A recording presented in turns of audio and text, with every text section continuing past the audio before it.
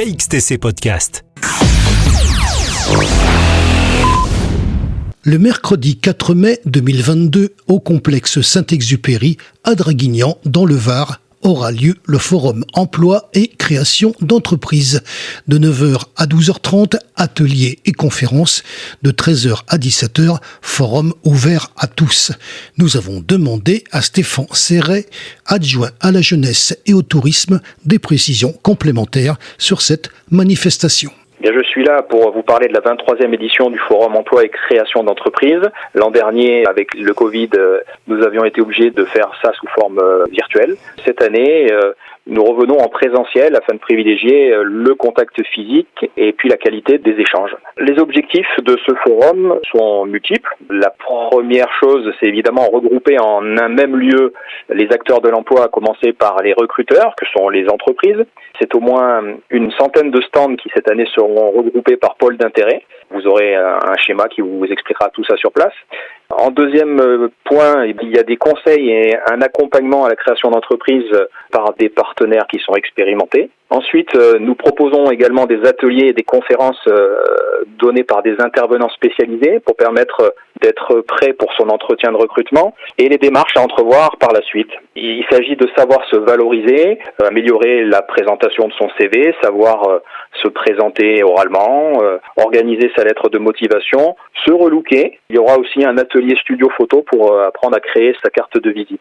Autre objectif, nous aurons aussi des témoignages de femmes chefs d'entreprise. Il y aura une conférence sur la création d'entreprise et ce qu'il faut en retenir. Enfin, il y aura un temps d'échange avec des entrepreneurs qui sont en activité et donc nous donnera l'occasion de profiter d'un retour d'expérience riche d'enseignements concrets. Sur le forum, il y aura présente une soixantaine d'entreprises, 13 agences d'intérim, qui propose cette année pas moins de 600 postes à pourvoir, que ce soit en CDD ou en CDI.